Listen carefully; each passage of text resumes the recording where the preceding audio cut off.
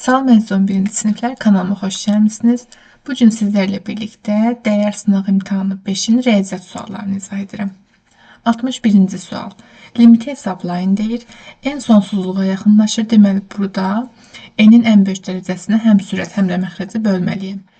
N üstəgəl 1, məxrəci də 2N çıx 1. Həm sürətin hər bir həddini N-ə bölürəm, həm də məxrəcin hər bir həddini N-ə bölürəm. Məxrəcdə N qalırsa, bunlar sıfıra gedir. Bizə qaldı deməli, N bölünsün N, yəni 1, 2N bölünsün N, bu da 2. Cavabımız 0.5 C variantı. 62-ci suala baxaq. Deməli, sürətdə bizə yazılıb A üstü mənfi 2 çıxılsın A. Mən buradan A-nı mötərizənin kənarına çıxardıram. A üstü mənfi 2-dir burada, düzdür, qüvvət. A-nın da qüvvəti 1-dir. Mən A üstü 1-i mötərizənin kənarına çıxartdığım üçün qüvvətdən 1 çıxıram. Çıxılsın, burada da elə 1 qalacaq. Məxrəcdə isə A üstü mənfi 2, üstəgəl A üstü mənfi 1, üstəgəl 1 bərabərdir. A vurulsun A üstü mənfi 3 çıx 1 bölünsün A üstü mənfi 2, üstəgəl A üstü mənfi 1, üstəgəl 1. Baxıram ki, burada 1-in kubu da onsuz da mənə 1 verir. Burada mən kublar fərqi düsturu ilə müxtəsər vurma düsturunu açacağam. A vurulsun A üstü mənfi 1 çıxılsın 1 vurulsun A üstü mənfi 1-in kvadratı, yəni mənfi 2 üstə gəlinsin. A üstü mənfi 1 vur 1, yəni A üstü mənfi 1 üstə gəl 1-in kvadratı, o da 1-dir. Məxrəci də olduğu kimi yazıram. Üstəgəl A üstü mənfi 1, üstəgəl 1. Baxıram ki, məxrəcdəki vuruq və sürətdəki vuruq ixtisar gedir. İndi bizdə qaldı cavab A vurulsun A üstü mənfi 1 çıx 1. Vurub açan zamanda A-nı A üstü mənfi 1-ə vuranda A üstü 0 çıx A. Yəni 1 çıxılsın A. D variantı. 63-cü suala baxırıq. Deməli, bizdən A üstəgəl B üstəgəl C vektoru hansına bərabərdir onu istəyir. Birinci növbədə baxaq görək vektorlardan hansının başlanğıcı başlanğıcla və sonu son ilə birləşir. Baxıram ki, B vektorudur. Deməli, B vektoru A və C vektorlarının cəminə bərabərdir. İndi A və C-nin cəmi mənə verəcək B vektorunu. Üstəgəl bir də bizdə bir dənə də yenə B yazılıb. Bu da bizə bərabərdir 2B vektorunu. Yəni B variantı. 64-cü suala baxırıq. Deməli, ifadənin qiymətini hesablayın deyir. Gəlin belə yazaq. Kosinus 36 dərəcə hələ ki olduğu kimi qalsın. Üstəgəl, sinus 36-nı mən sinus 2 alfa düsturumuz necə idi? 2 sinus alfa, kosinus alfa.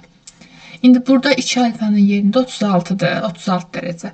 Bu da 2 vurulsun 18 dərəcədir. Deməli yazıram 2 sinus 18 dərəcə, kosinus 18 dərəcə. Vurulsun tangens 18 dərəcə. Tangens bizdə sinus bölünsün kosinuslu. Sinus 18 dərəcə bölünsün kosinus 18 dərəcə. Buradan sürətdə və məxrəcdə olan kosinus 18-lər ixtisar gedir. Deməli, bizdə qaldı kosinus 36 üstəgəl sinus 18-in kvadratı, düzdür? İndi mən kosinus 36-nı da kosinus 2 alfa bərabərdir 1 çıx 2 sinus alfanın kvadratı. İndi yazıram ki 1 çıxılsın 2 sinus kvadratı 18 dərəcə. Üstəgəl misalın davamında 2 vurulsun sinus 18 18, yəni sinus kvadratı 18 dərəcə. Müsbət mənfi sinus kvadratları getdi. Cavabımız oldu 1. C variantı. 65-ci sual. 2 üstü x 5 olarsa x aşağıdakılardan hansına bərabərdir? Deməli, burada x loqaritma 2 əsasdan 5 olacaq. Yəni 2-nin üstü neçə? 5-ə bərabərdir. Əsasımız 2-dir. 2-dən 5. O da Y variantı. 66-cı sual. Müəyyən miqdar pul 24 uşağın hər birinə eyni qədər olmaqla paylanmalı idi. Pulun miqdarını A ilə işarə etsəm, 24 uşağın deməli miqdarına qalqısız bölünür. A bölünsün 24. Bu da bərabər olsun tutaq ki, bir x-a. Deməli, 24 uşağın hər birinə x qədər pul verilir. Hər birinə verilən pul. Hər birinə verilən. Daha sonra deyir ki, 6 uşaq gəlmədiyinə görə 6 uşaq gəlməyibsə, neçə uşaq qalıbdı? 18 uşaq, 24 çıx 6, 18 uşaq. Deməli, gəlmədiyinə görə həmin məbləğ, yəni A qədər pul uşaqlara paylanarkən hər bir uşağa 30 manat çox pul düşür. Əvvəl x qədər pul düşmüşdü, indi 30 manat çox. X üstə gəl 30. Hər birinə verilən məbləğ. Bizə deyir ki, ümumi məbləğ tap. Yəni bizdən A-nı soruşur. A bərabər sual.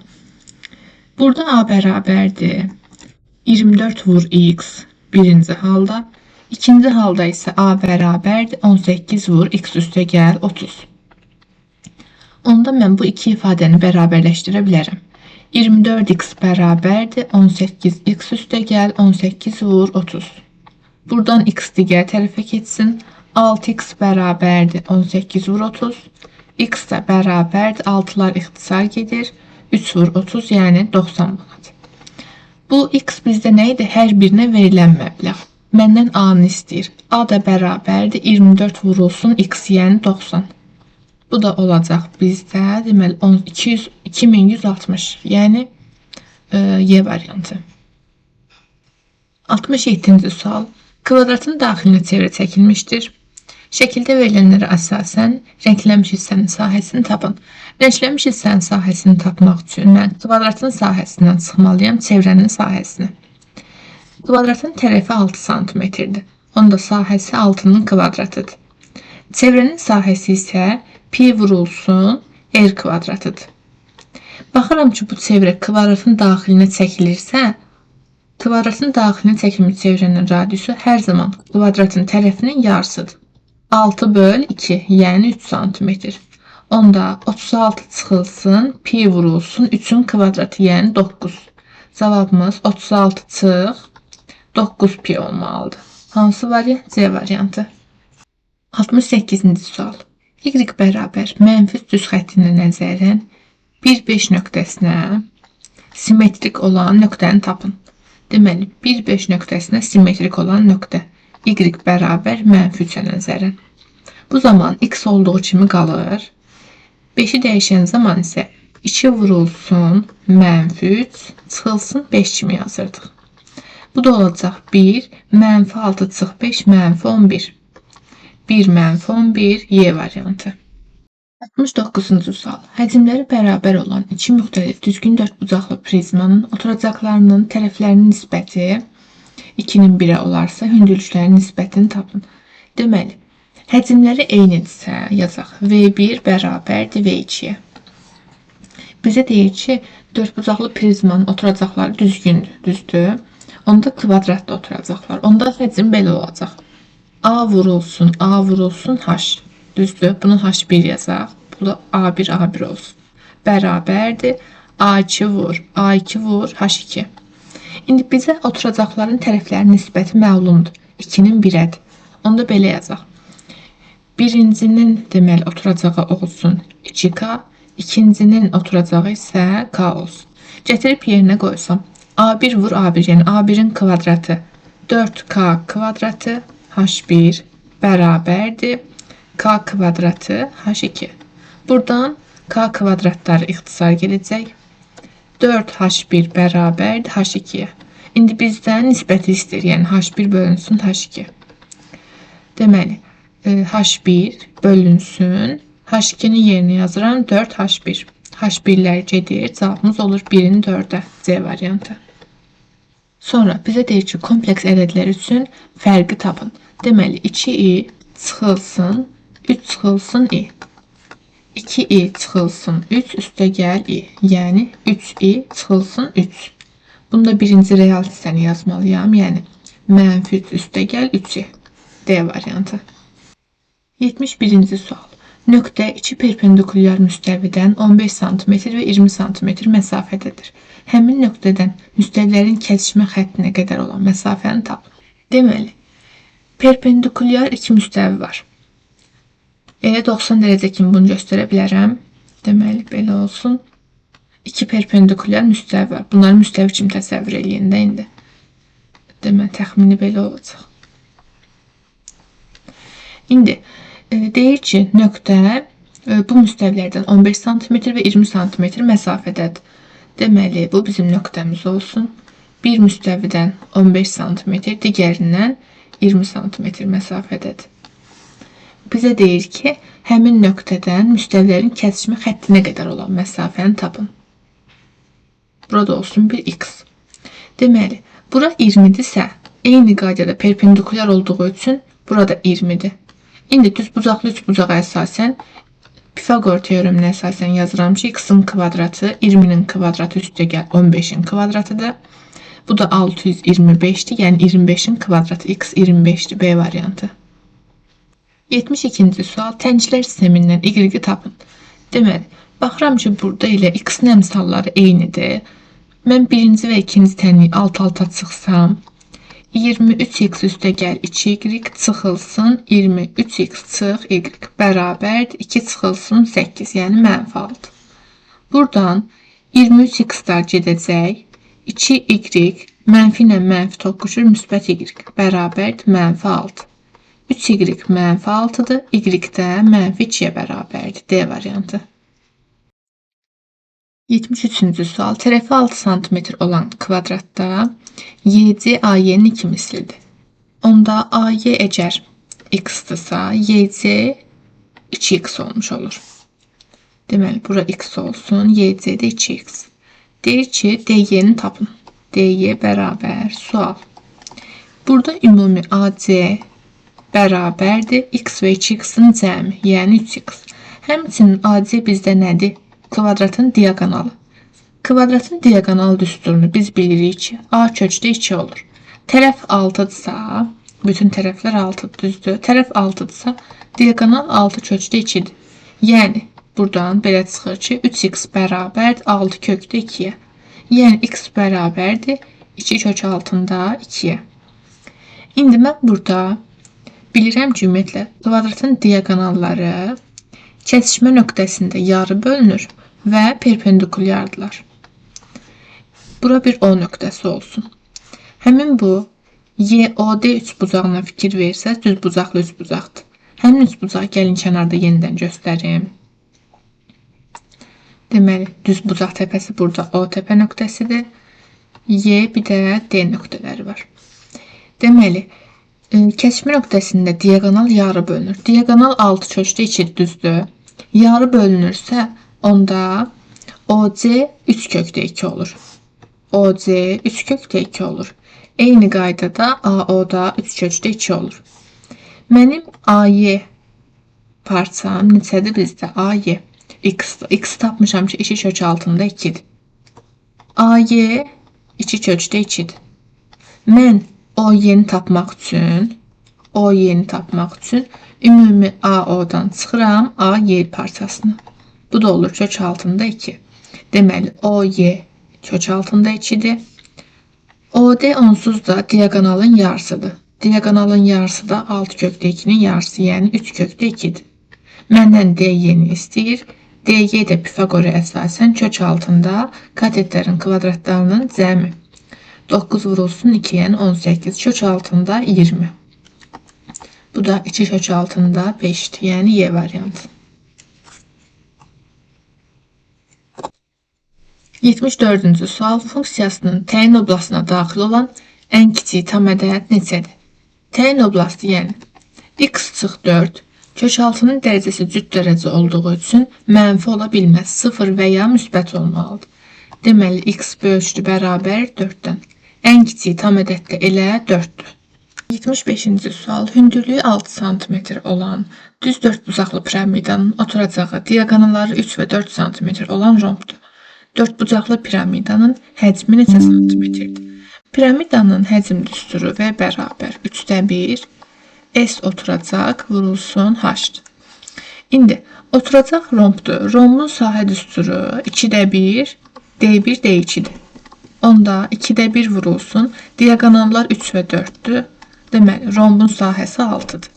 3də 1 vurulsun. 6 vurulsun. Hündürlüyü də verilib ki 6'ya bərabər. Cavabımız olacaq 12. 76-cı sual. Loqaritm 9 əsasdan 16 bərabər loqaritm 3 əsasdan 6 çıx 2x tənliyi həll edin. Gəlin belə yazaq. Loqaritma 9'u yazıram 3'ün kvadratı kimi. 16'ını da 4'ün kvadratı kimi yazıram. bərabərdir loqaritma 3 əsasdan 6 çıx 2x-a. Burada 2'lər gedəcək. Deməli, loqaritm 3 əsasdan 4, 3 əsasdan 6 çıx 2x-a bərabərdir. Onda 6 çıx 2x bərabərdir 4'ə. Buradan da 2 bərabərdir 2x-a, x da bərabərdir 1'ə. 77-ci sual. Şəkildə ABCD nöqtələri çevrə üzərindədir. AC CD-yə bərabərdir. AC bərabərdir CD-yə. Çevrə üzərində iki vətər bir-birinə bərabərdirsə, vətərlərin söykəndiyi qövslər CD qövsüm, bir də deməli AC qövsüm bir-birinə bərabərdir. AC qövsüm CD qövsünə bərabər olmalıdır. Gəlin bunları alfa-alfa deyək. Deməli, alfa, burada alfa olsun. Daha sonra deyək ki, ABC bucağım 145 dərəcədir. ABC. ABC bucağı daxilə çəkilmiş bucaqdır. Bu zaman ABC'nin söykəndiyi qövs, hansı ki bu AC qövsüdür. AC qövsünün, deməli, bu AC, amma AC major qövsdür. Bu minordur, yuxarıda yazığım. Minor AC'dir. Amma bu major qövsdür. Deməli, AC, baxın, böyük major qövsdən söhbət gedir. AC'nin yarısıdır. Çünki daxilə çəkilmiş bucaqdır. 145 dərəcədir. Onda mənim burada major qövsüm, major AC qövsüm bərabərdir 145 vur 2, yəni 290 dərəcə. İndi major AC qövsüm 290-dırsa, minoru tapmaq üçün 360-dan çıxıram 290. Bu da olur 70 dərəcə. Deməli, minor AC qövsüm və CD qövsüm 70 dərəcədir. Məndən ACD bucağını istəyir. ACD. ACD bucağı özü də daxili çəkilmiş bucaqdır və söykəndiyi AD qövsünün yarısına bərabərdir. İndi AD'ni tapmaq üçün demək, alfalarım 70-70 oldu. Burada 70'dir, burada 70'dir. Onda AD qövsüm 360 çıx 70 və 70'in cəmi, yəni 140. Bu da olur 220 dərəcə. Deməli, AD 220'dir, yarısı da olacaq 110 dərəcə. ACD 110'dur. 78-ci sual. Sonsuz azalan həndəs silsilənin hədlərinin cəmini tapın. Deməli, sonsuz azalan həndəs silsilənin cəmini tapmalıyam mən, düzdür? S bərabər sual. Deməli, sonsuz həndəs silsilənin cəmi düsturu B1 bölünsün, 1 çıxılsın 2'dir. Burada birinci həddim 6'dır. Yəni 6 bölünsün, 1 çıxılsın. 2'ni tapmaq üçün ikinci həddi 4'ü bölürəm 6'ya. Bu da olur 3'də 2. Deməli 1 çıxılsın 3'də 2 bərabərdir. 6 bölünsün 3'də 1, yəni 6 vurulsun 3. 18. 79-cu sual. Paralel köçürmədə A və B nöqtələrinin ortası C nöqtəsinə keçir. Gəlin birinci A və B'nin orta nöqtəsini tapaq. Deməli, A və B'nin orta nöqtəsini işarələyək 1, Y hərfi ilə. Y'nin koordinatları, deməli, A və B'nin x-larının cəmi -3 üstə gəl 15 bölünsün 2. Eyni qaydada y-lər 7 və -3'ün cəminin yarısı. Bu A və B'nin orta nöqtələrinin koordinatıdır. Deməli, Y nöqtəsinin koordinatları 6, 2 olacaq. Deyir ki, bu nöqtə, yəni 6, 2 orta nöqtəmiz paralel köçürmədə keçibdir -1, 5 nöqtəsinə. Paralel köçürmədə bilirəm ki, yeni qiymətlər, gəlin adlarında yazaq. Yeni qiymətlər -1 və 5. Köhnə qiymətlərin, deməli, x-in yanından, y-in yanından üzərinə hər hansı bir ədəd əlavə etməklə alınır. Buradan A və B'ni tapaq. A bərabərdir -7'yə, B də bərabərdir 3'ə. Deməli, bizə deyir ki, bu paralel köçürmədə hansı nöqtə olduğunu bilmirəm. Bir x nöqtəsi yazıram. X nöqtəsi D nöqtəsinə keçər deyir. D nöqtəsi də 2, 13'dür. İndi yeni qiymətlər 2 və 13. X-in koordinatlarını, yəni X, Y kimi yazaq. Aha. Köhnə qiymətlərin üzərinə A və B-ni əlavə etməklə yaranıb. Düzdür? X üstə gəlinsin. A -7-dir. -7. Y üstə gəlinsin. B də 3-ə bərabərdir. X çıxılsın 7 bərabərdir 2. X bərabərdir 9. Y üstə gəl 3, 13'dür. Y də bərabərdir 10'a. Deyir hansı nöqtə? Deməli, X nöqtəsinin koordinatlarda necə oldu? 9 və 10. Cavabımız olur 9, 10. 80-ci sual. Parabolanın qrafiki 2-1 nöqtəsindən keçərsə, parabolanın təpə nöqtəsinin absisini tapın. Deməli, 2-1 nöqtəsindən keçirsə, X-in yerinə həmin nöqtəni gətirib yazırım. 2 vurulsun. X-in kvadratı. X burada nədir? 2, Y də 1'dir. 2'nin kvadratı. Çıx K vurulsun. 2 üstə gəl 3. Y də bərabərdir 1'ə. Buradan alınır. 8 üstə gəl 3. 1'i keçirirəm digər tərəfə. Çıx 1 bərabərdir. Çıx 2K-nı da digər tərəfə keçirsəm müsbət 2K. 10 bərabərdir 2K-ya. K da bərabərdir 5'ə. Deməli, fx funksiyanı bərabərdir 2x kvadratı çıx 5x üstə gəl 3. Parabolanın təpə nöqtəsinin absisi m'dir. M'in düsturu -b böl 2a'dır. Mənfi b burada nəyə bərabərdir? -5'ə düzdür. -5. 2 vurulsun. A da bərabərdir 2'yə.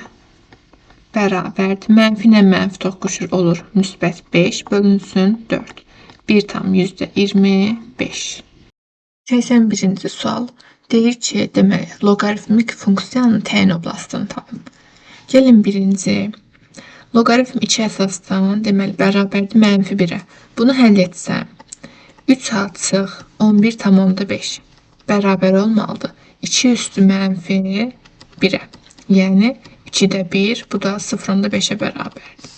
3a bərabərdir 0,5 üstə gəl 11,5, yəni 12'yə.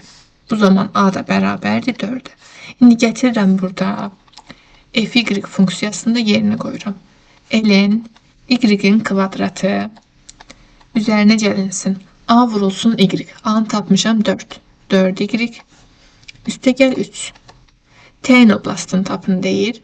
Deməli, funksiyanın təyin oblastında sadəcə y kvadratı üstə gəl 4y üstə gəl 3. Bu hissəm mütləqdir ki, müsbət olsun. İndi isə yazdığım bərabərsizliyi həll etməliyəm. Deməli, burada bərabərsizliyin, yəni kvadrat ifadənin kökləri y1 və y2-ni tapmalıyam. Mən viyetə əsasən tapıram. Deməli, viyetə əsasən cəmi olmalıdır -4, hasil də olmalıdır 3. Bu da -3 və -1'dir. İndi interval üsulu ilə də bərabərsizliyi həll etmək olar. Deməli, köklərimiz -3, bir də -1. Baxıram ki, y kvadratın əmsalı müsbətdir. Onda sağdan sola doğru müsbət, mənfi, müsbət olacaq. Məndən müsbət olanları istəyir.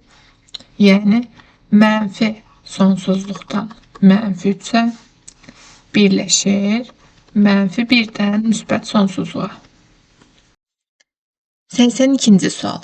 Həcmi 192 cm³ olan paralelipedin ölçüləri 204 nisbətində olarsa, diaqonal uzunluğunu tapın deyir.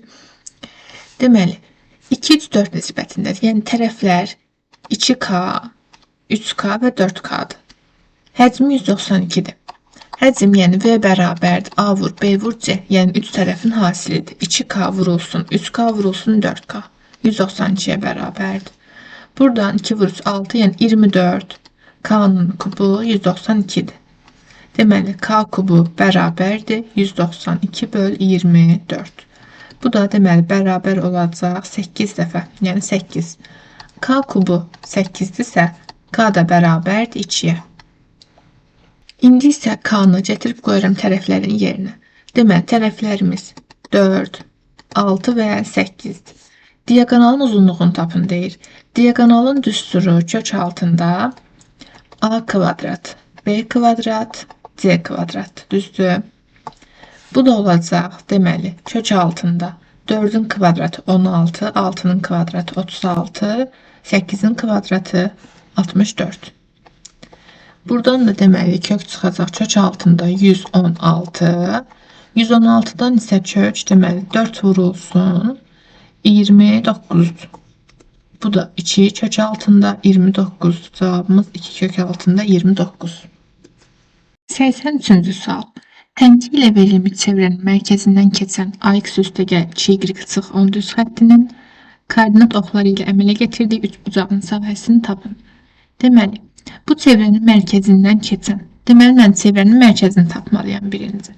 Çevrənin tənliyini bu şəkildə yazaq. X kvadratı üstəgəl y kvadratını hər iki saxlayıram. Birinci 8x yazırım.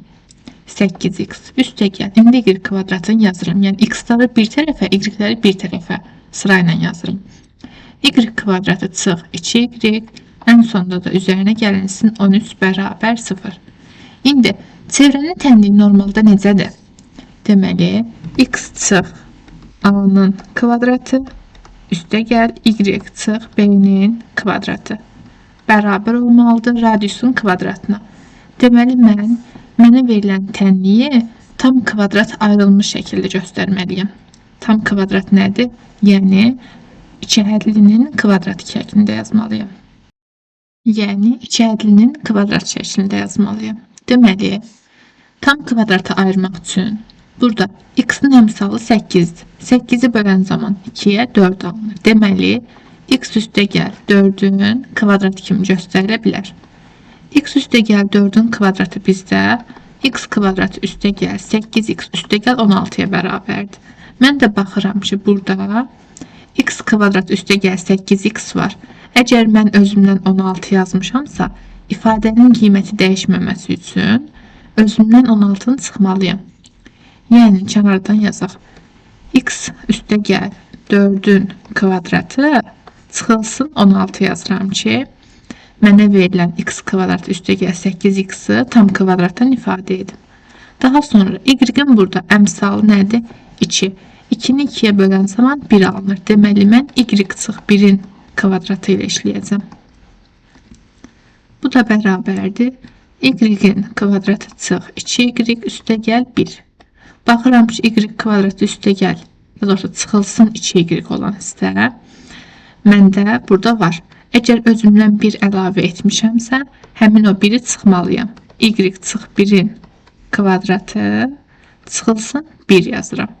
Və ən sonda da üstəgəl 13 bərabər 0. İndi deməli, x üstəgəl 4'ün kvadratı üstəgəl y çıx 1'in kvadratı deməli, mənfi 16 çıx 1 mənfi 17 üzərinə 13 gələndə mənfi 4 bərabərdir 0. Buradan alınır ki, çevrənin tənliyi x üstəgəl 4'ün kvadratı üstəgəl y çıx 1'in kvadratı bərabərdir 4. 4 də bizdə 2'nin kvadratıdır. Yəni, radiusumuz da burada 2'dir. Daha sonra bizə deyir ki, çevrənin mərkəzindən keçən düz xəttin koordinat oxları ilə əmələ gətirdiyi üçbucağın sahəsi. Deməli, bizə verilən düz xətt, yəni AX üstəgəl 2y çıx 10 bərabər 0. Deməli, buradan bir dənə xətt çəkək. Qarışmasında, yəni. Deməli, bu düz xətt hansı nöqtədən keçir? Çevrənin mərkəzindən. Çevrənin də mərkəzi bizdə, baxın burada göstərmişəm, AB şəklində olur. Yəni, mötərizənin daxilində mənfi A-da, amma burada onun əksidir, müsbət A. İndi burada müsbət 4-dürsə, deməli, çevrənin mərkəzi əksi olacaq. Mənfi 4, burada mənfi 1-dirsə, əksi 1-dir. Çevrənin mərkəzi mənfi 4, 1 nöqtəsidir. Deməli, birinci yazılan hər zaman x-in koordinatıdır, ikinci yazılan y-in koordinatıdır. Gətirib qoyuram yerinə. A vurulsun mənfi 4, üstəgəl 2 vurulsun 1, çıxılsın 10, bərabərdir 0. Buradan mənfi 4a çıxılsın 8, bərabərdir 0. Buradan da alınır mənfi 4a bərabərdir 8, a da bərabərdir mənfi 2. İndi düz xəttin tənliyi necə oldu? A-nın yerini gətirib qoyuram, bax, mənfi 2-ni. Mənfi 2 x üstəgəl 2y çıxılsın 10 bərabərdir 0. Düz xəttin tənliyində çox zaman y bərabər kx üstə gəl b kimi yazırıq. Ona görə də y solda saxlayaq. 2y 2x-la 10 keçsin digər tərəfə. İşarələr dəyişəcək. Mənfi 2x yox, müsbət 2x olacaq. Mənfi 10 yox, müsbət 10 şəklində olacaq. Buradan da hər bir həddi 2-yə bölsəm, y bərabər x üstə gəl 5 alınır. İndi deyir ki, üçbucağın sahəsini tap. Mən koordinat oxlarını göstərsəm, deməli, düz xəttin qrafiki, koordinat başlanğıcım 0, y oxum, bu da x oxum. Bu düz xəttin qrafikini çəkmək üçün koordinat oxlarının hansı nöqtədə kəsir? Həmin o iki nöqtəni göstərsəm kifayətdir. Ordinat oxunu kəsdiyi nöqtəni tapmaq üçün x-a 0 verirəm. X-a 0 verən zaman 0 üstə gəl 5 bərabər olacaq 5-ə. Düzdür? Deməli, x 0 olanda y 5 olacaq. Y oxunu 5 nöqtəsində kəsdi. X oxunu kəsdiyi nöqtəni tapmaq üçün y-ə 0 verirəm. 0 bərabərdir. X üstə gəl. Deməli, 5-ə. İndi buradan da x-i tapıram. X bərabər mənfi 5. Deməli, x oxunu da mənfi 5 nöqtəsində kəsir. Deməli, buradan qrafiki keçirtsəm, belə. İndi düz xəttin deməli qrafikini qurdum. Burada mənə gələn üçbucaq, bilirəm ki, düzbucaqlı üçbucaqlı, çünki koordinat oxları bir-birinə perpendikulyardır. Düzbucaqlı üçbucağın sahəsi S bərabərdir A vur B böl 2 şəklində, yəni katetlərin hasinin yarısı. Burada katetlərin uzunluğu 0-dan 5-ə qədər. Məsafəm 5 çıxılsın 0, yəni 5'dir.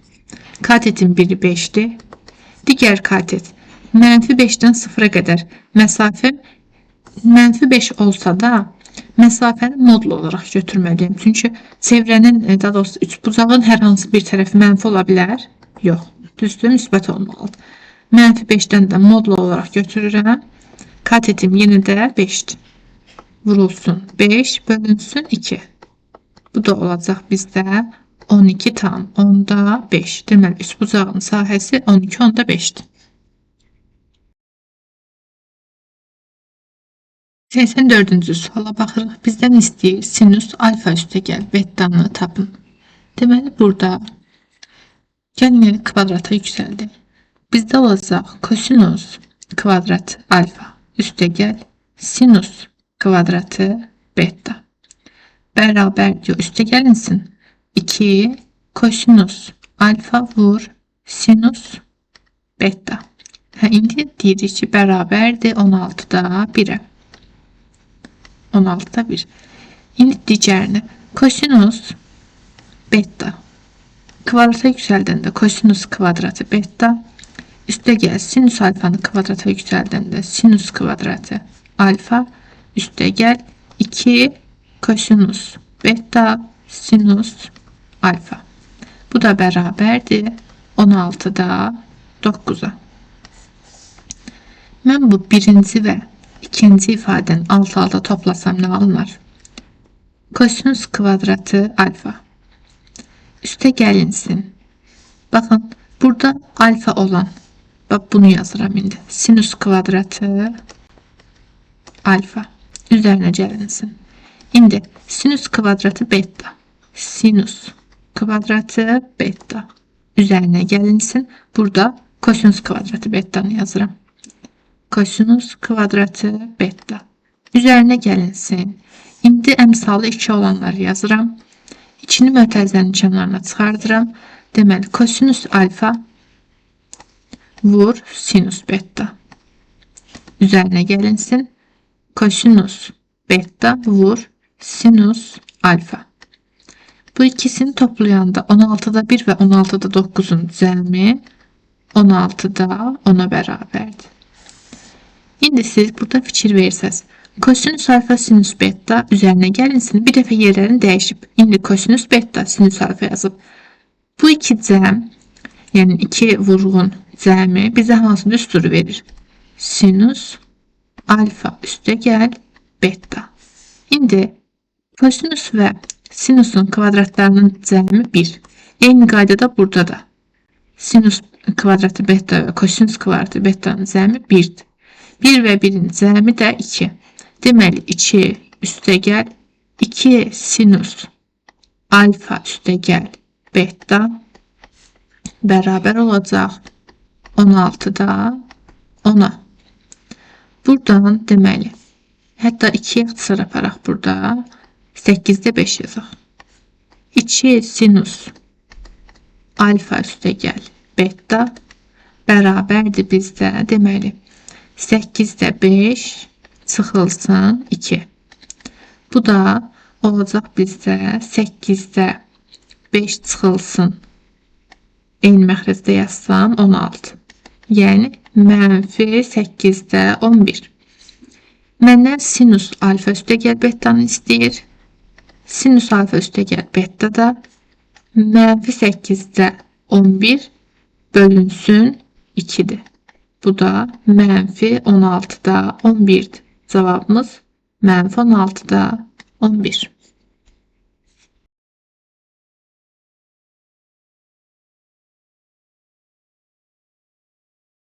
Deməli, indi isə baxırıq 85-ci suala. 85-ci sualda deyir ki, A, B, C, D, Y və nöqtə gedir, yəni ardıcıl olaraq davam edir təpə nöqtələri. Düzgün çoxbucaqlıdır.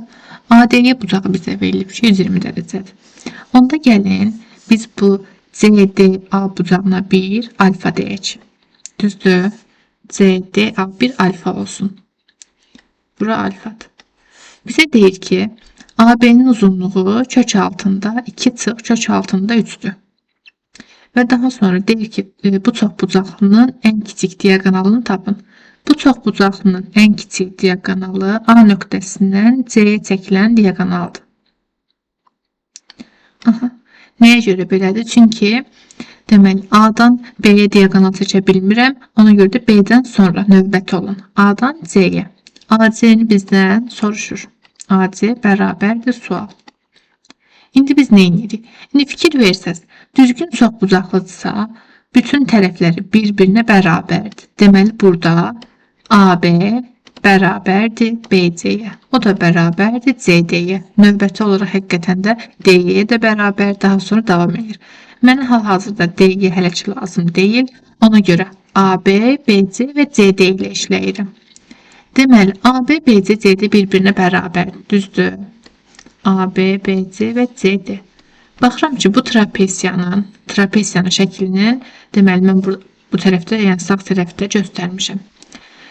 Əgər CD-yə bitişi olan, yəni oturacağa bitişi olan bucaq alfadırsa, eyni qaydada AB və oturacaq arasındakı bucaq da alfa olmalıdır. Çünki bərabər yanlı trapesiyadır. Daha sonra bu bucaq alfadır. Onda bizim çoxbucaqlımızın CDY bucağına fikir versəz. CDY bucağına. CDY bucağı bütövlükdə kör bucaqdır. Alfa və 120'nin cəmidir. Alfa üstəgəl 120. Deməli, bu bucaqda oldu bizdə. İndi CDY bucağımız alfa üstəgəl 120'dir. Bu bucaq çoxbucaqlının nə idi? Düzgün çoxbucaqlının daxili bucağıdır. Alfa üstəgəl 120 düzgün çoxbucaqlının bir daxili bucağıdır. Mən də bilirəm ki, çoxbucaqlının hər bir daxili bucağı bir-birinə bərabər olmalıdır. Ona görə də bizim çoxbucaqlının B bucağı da C bucağı da onun daxili bucağı olduğu üçün bu bucaqlarda alfa üstəgəl 120'dir. Həmçinin B bucağı da alfa üstəgəl 120'dir. Çünki düzgün çoxbucaqlının daxili bucaqlardır. İndi trapesiyaya fikir versəz, trapesiyanın oturacaqları bir-birinə paralel olduğu üçün biz bunu qaydalarda öyrənmişik ki, trapesiyanın bir yan tərəfin üzərində olan iki bucaq alfa və alfa üstəgəl 120. Alfa üstəgəl 120. Cəmlisi dərəcə olmalıydı. 180 dərəcə. Buradan 2 alfa 60 dərəcə alınır. Alfa da 30 dərəcə olur. Deməli, mənim alfa bucağım 30 dərəcədir. İndi bu alfaları siləcəm. Bucaqlarla əvəz eləyəcəm. Deməli, Aha, bu biraz böyük oldu. Bir dəqiqə. Aha. Deməli, alfaları buradan silək. Aha. İndi gəlin sol tərəfdəkiləri də silək. Əla. Deməli, əvəz eləyək. Bura olacaq 30 dərəcə. Gətirib yerinə qoysam 30 üstə gəl 120, C bucağında 150 dərəcə.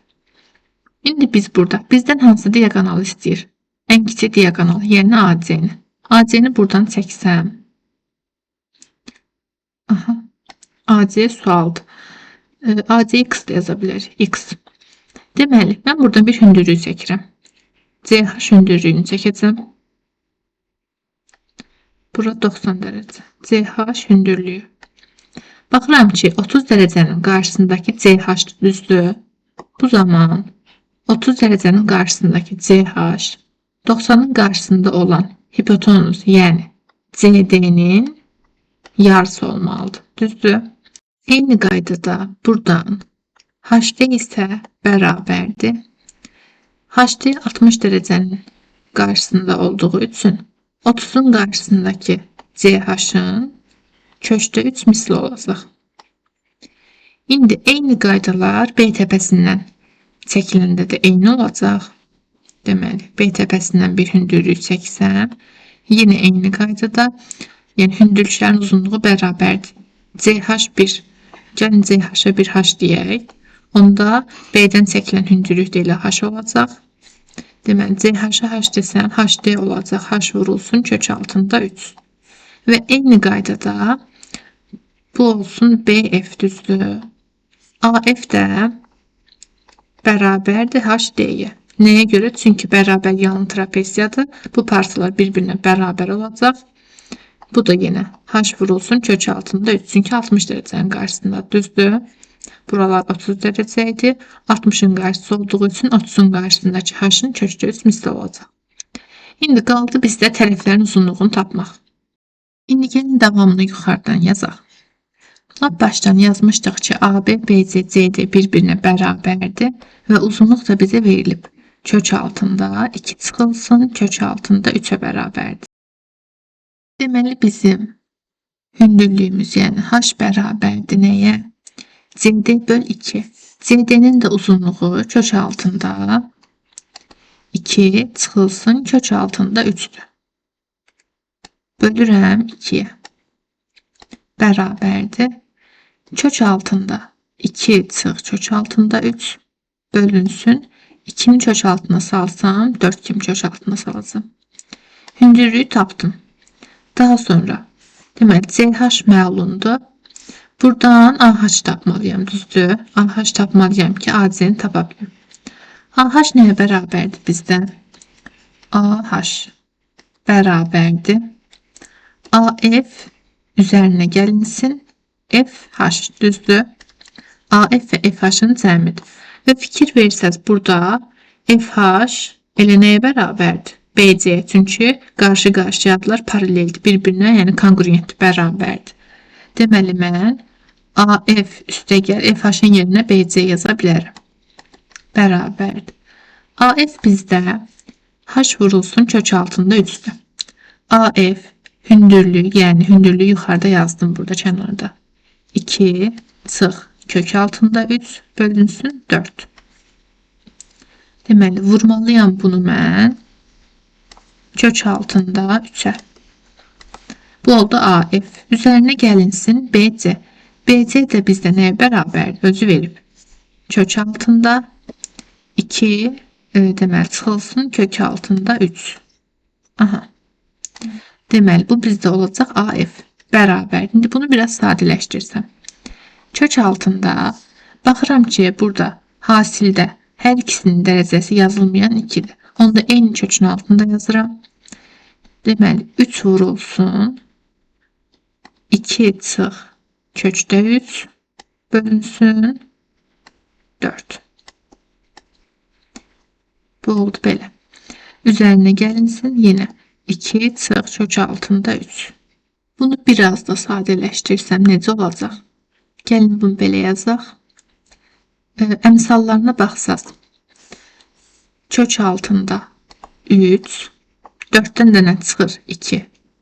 Vurulsun, kök altında 2, çıx, kök altında 3. Üzerine gelinsin. Bunun da emsalı 1'dir də, yəni 1 vurulsun, kök altında 2 çıx, kök altında 3. Sadələşdirsəm, emsalların cəmini qarşıda yazacağım. 1 üstə gəl, kök altında 3 böl 2 vurulsun, kök altında 2 çıxılsın, kök altında 3. Düzdür? Hətta deyərdim bunu mən biraz da sadələşdirə bilərəm. Burada 2'ni ortaq məxrəcdə yazsam, gəlin aşağıdan yazaq. 2, 2 üstə gəl, kök altında 3. Düzdür? Vurulsun. Burada kök altını yazmamışam. Bir dəqiqə kök altı. Aha. Vurulsun, kök altında 2 çıx, kök altında 3. Bərabərdir. Deməli, burada əmsalı kök altının içinə salsam, kök altında məxrəcdə 2 kök altının daxilinə kvadratik girəcək. Yəni 4 olacaq. 2 üstə gəl kök altında 3 yenə kök altının daxilinə kvadratik girməlidir. 2 üstə gəl kök altında 3. Kvadratı yazmıram. 2 dəfə hasilini yazıram. 2 üstə gəl kök altında 3. Vurulsun və mənim özümdə nə verilmişdi? 2 çıx kök altında 3. Aha, bərabərdir. Kök altında. Baxıram ki, burada cəm vurulsun fərqi var. Bu da bizə kvadratlar fərqini verir. Birincini olduğu kimi yazaq. Olduğu kimi qalsın. İkincisi artıq 2'nin kvadratı çıxılsın. Kök altında 3'ün kvadratı. 4 çıxılsın. 3 olacaq. Bu da 1'dir. Məxrəcdə bizdə nə oldu? 4. Bərabərdir. Aha. Bu da oldu. Necə? Kök altında 2 üstə gəl kökdə 3 bölünsün 4. Aha. Deməli, bizim bu deməli hardan başladım yazmağa? Buradan. Nə yaman uzundur. Bu oldu bizdə AH düzdür. Bunu dairəyə Allah qarışmasın. Bu oldu bizdə nə? Oxlanda göstərək. Bu oldu bizdə AH. İndi mən AC-ni tapmalıyam.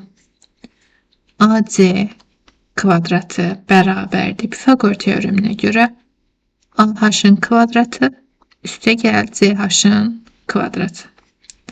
Baxıram ki, AH var, CH da burada var. CH-H-la işarələmişəm də. CH da buradadır. Bunu da kvadratla göstərsəm. Deməli, AC-nin kvadratı nəyə bərabər olacaq?